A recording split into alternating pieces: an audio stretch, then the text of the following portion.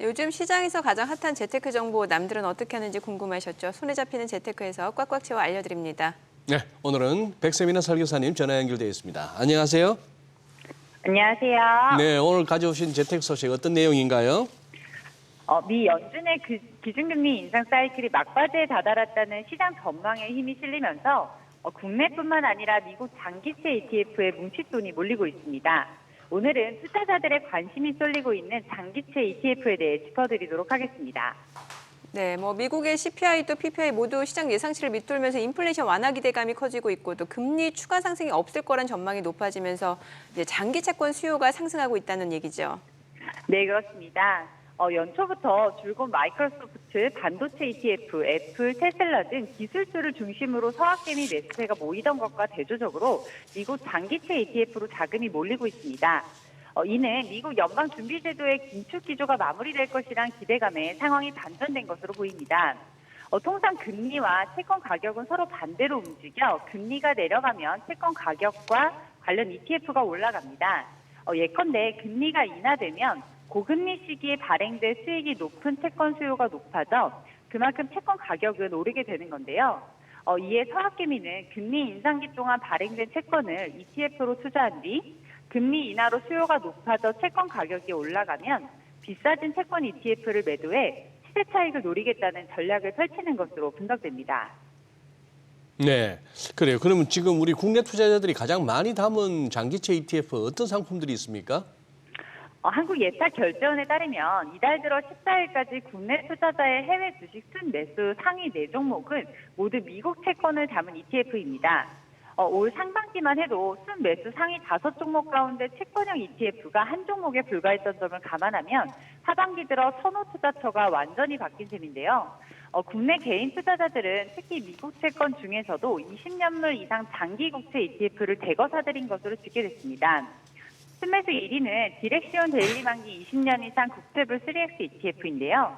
개인들은 이달에만 이 ETF를 총 1억 1,467만 달러, 원화로 약 1,452억 원어치나 사들였습니다.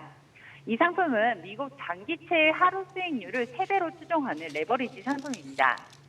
다음은 블랙록이 운영하는 아이쉐어즈 ETF가 뒤를 이었는데요. 아이쉐어즈 만기 20년 이상 국채 ETF는 약 699억 원을 사들였고 일본 증시에 상장된 아이쉐어즈 만기 20년 이상 국채 엔화 헤지 ETF가 뒤를 이었습니다. 이 ETF는 엔화로 투자하는 상품이며 환 리스크를 제거해 환율 변동성 리스크도 낮습니다. 4위는 아이쉐어즈 만기 20년 이상 국채 바일라이트 ETF였습니다. 뿐만 아니라 국내 장기채 ETF에도 뭉칫돈이 몰리고 있는데요.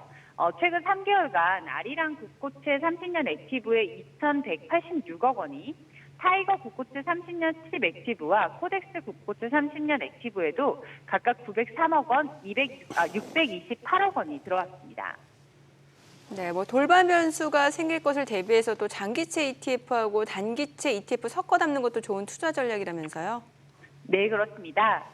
올해 개인 채권 매수세는 장기 국채가 견인하고 있지만 금리 인하의 예측이 빗나가면 그만큼 수익률이 크게 출렁일 수 있다는 점을 유의해야 합니다. 올해 개인 투자자들이 집중 매수한 국채 30년 ETF의 금리 민감도는 무려 약 28%에 달했습니다. 이는 기준금리가 1%포인트 상승하면 채권 가격이 28% 급락할 수 있다는 의미입니다. 이에 반해 1년 미만 단기채는 금리 인상 리스크를 대처하기에 유리합니다. 만일 예상이 빗나가 채권 가격이 떨어지더라도 만기까지 보유해 약속된 이자를 받을 수 있습니다. 우리나라는 빠르면 11월, 늦어도 내년 초 금리 인하가 이루어질 것으로 예상되는데요. 금리 인하 시기가 지연되고 있다는 점에서 3분기 중 채권 금리 급등기에 단기채를 매수해 이자 수익과 자본 차익을 모두 얻는 전략을 고려해 볼 수 있을 것으로 판단됩니다. 네, 인플레이션이 잡혔다는 이 기대감이 이제 장기채 ETF 쪽으로 투자자들의 자금을 유입시킨다 이렇게 볼 수 있는데 그래도 또 주의해야 할 점도 짚어주셔야죠. 네, 그렇습니다. 현재 연내 FOMC가 이달을 제외하고 세 차례나 남아있는 만큼 추후 인플레이션 불확실성이 재점화돼 추가 인상이 나타난다면 채권형 ETF에 대한 투자 매력도 낮아질 가능성이 있습니다. 또한 지난해부터 지속됐던 달러 강세가 최근 약세로 전환되고 있다는 점도 주의해야 할 부분입니다. 주요국 통화 대비 달러 가치 지표를 보여주는 달러 인덱스는 지난주부터 100 아래를 밑돌고 있는데요. 달러 인덱스가 100을 밑돈 것은 지난해 4월 이후 처음입니다.